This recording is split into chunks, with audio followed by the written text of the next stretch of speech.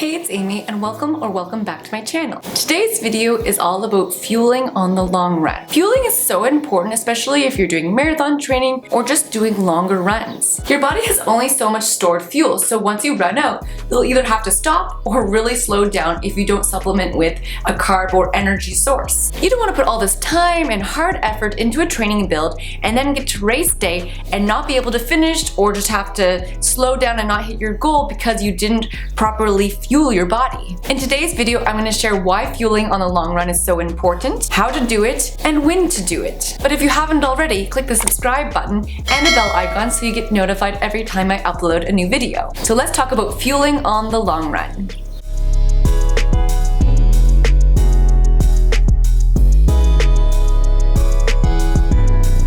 Your stomach is a muscle that needs to be trained, and that's why you need to practice on your long runs or even longer training runs so it's able to hold or handle and process the fuel that you give it. Our bodies can store around 2,000 calories of carbs or glycogen before it runs out. That's around about a 32-kilometer run. During long runs or even long training runs, your muscles are being trained to store more glycogen and utilize more efficiently the stored glycogen in them already. Well-trained muscles have the ability to store 2 to 3 times more glycogen than untrained muscles. That's so much. Carbs are easiest to digest and convert into energy as they turn into glucose, which is a form of sugar that circulates in your blood, and glycogen, which is a form of glucose that is stored in the muscles and liver. I know many marathoners, including myself, dread hitting that wall in the late stage of the marathon or maybe even in the early stage, but you just want to avoid that at all costs. Hitting the wall is basically when you just run under your glycogen stores and there's nothing left and no energy for you to use, and it's just not a nice feeling. To avoid hitting the wall, we have to give our body the fuel it needs. Other benefits of fueling during your run is that you get a mental and physical boost during your run, the ability to keep running at your pace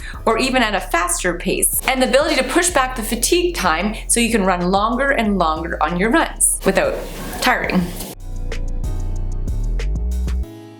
So how to fuel on your long run? I believe it's really important to eat breakfast or food at least 1 to 2 hours before you go on your long run. The goal of this is to get a little boost of glucose, and then you can supplement with more carbs and fuel on your run. It's also really important when you eat 24 hours before your long run, as your body stores that energy, and that's why you see at marathons like the pasta party and everyone's, carb loading, so it's also important, again, what you eat the day before. I won't go into too much about hydration on this video, but it is important to fuel and to hydrate on your long run or training runs. It's a good idea to aim to have around 16 to 20 ounces of water per hour. Or you can also have electrolytes. It all depends on how long you're going out for and how warm it is outside. The hotter it is, the more you'll probably will sweat and lose sodium, so you have to replenish that with not just water. I talk about that a little bit about tips for summer running, so I'll have the link for that up here. Everyone's fueling needs are a bit different based on the intensity of the run and the duration of the run, but a general rule of thumb is to consume around 30 to 60 grams of carbohydrates every hour. This is really for if you're running over an hour or 75 minutes, which is kind of translates into 15 kilometers. So anything longer than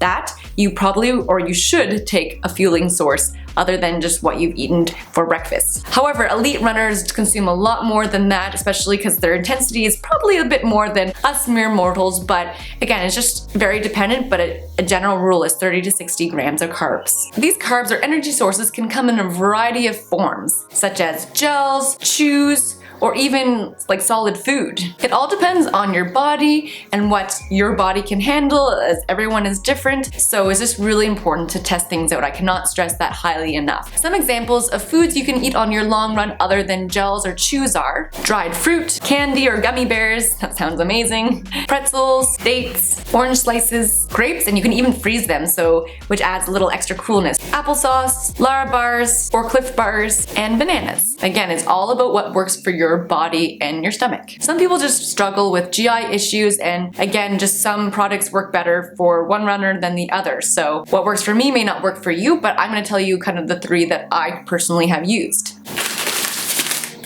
So the 3 brands that I personally use are Endurance Tap, Morton, and I have used Goo. I'm going to go through each gel and kind of give a breakdown of what's inside of them. For Goo, it's 100 calories and a 32-gram packet. In goo gels, there's about 21 grams of carbs in it. I also thought it was interesting to go over the first 3 ingredients in each gel. So in goo, it's maltodextrin, water, and fructose. I had to look up what maltodextrin is, and apparently it is a white powder made from corn, rice, potato starch, or wheat. And even though it comes from plants, it's highly processed. So very interesting that that's the first ingredient in goo. But again, some people, or a lot of people, love goo, and I find it really thick, really hard. So if you're gonna have goo, have water right afterwards, as I find that just helps you get it down. The next brand I use is Endurance Tap. This is a Canadian brand, which I thought is really cool. So it has also 100 calories in it in a 38-gram packet. This has 25 grams of carbs, which is a little bit more than the goo. The first 3 ingredients are Canadian maple syrup, sea salt, and ginger. I find this just really easy on my stomach. Some people find it a little too sweet, but I just find it just doesn't give me any issues as there's some ginger in it. I only have some trouble with the lid. Sometimes I have to like break the seal before I go on my run, because in the middle of the run it's just sometimes really hard to turn, but that's probably just me. Also know that this freezes, or any of the gels kind of freeze in the winter, so it's a good idea to keep them in your mitten, but that's for another video or another day. The next gel brand that I use is Morton. This stuff is just so great. So expensive, but is awesome. There's 100 calories in a 40-gram packet. This also has 25 grams of carbs in it. The first 3 ingredients in this one is water, glucose, and fructose. Morton gel is a unique kind of texture.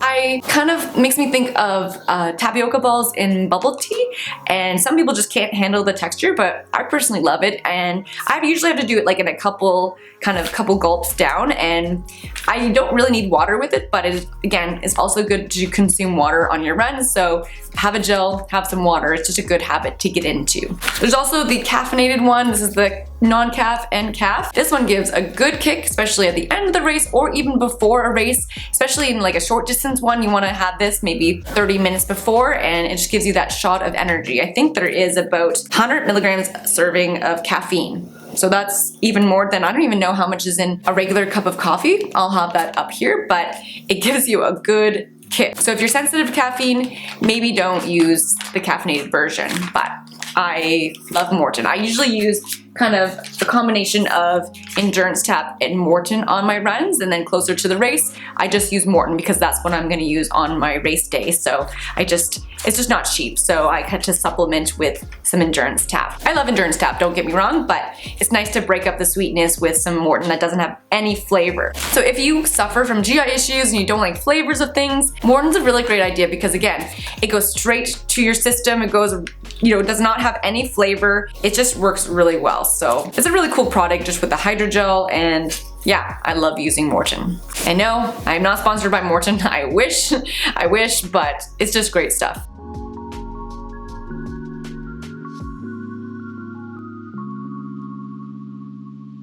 Another way to fuel is using drink packs, and I have the Morton 320 and the 160. I mostly use the 320, especially in peak training times. I have this around like an hour or when I have my breakfast before my long run, and this one also has caffeine in it, so it does give you that kick.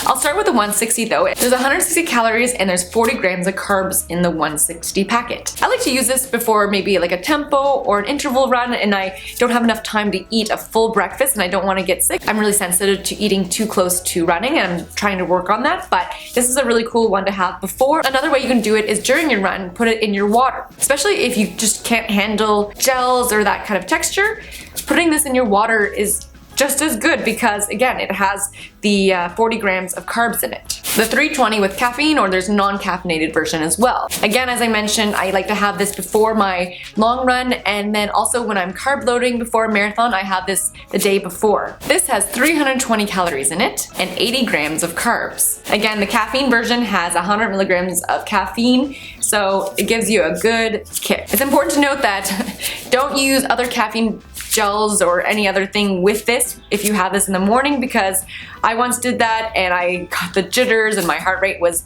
pounding a bit because I had this, and I'm pretty sure I had like 2 other caffeine based gels. It was just not a good moment for me, and so to avoid that for yourself, just have this and just non-caffeinated gels like Morton or the non-caff version of this. Also, I forgot to mention, this comes in a caffeine version. I just don't have it at the moment, but I do like that. I don't find it quite as bitter as other caffeine kind of gels. So anyways, sorry.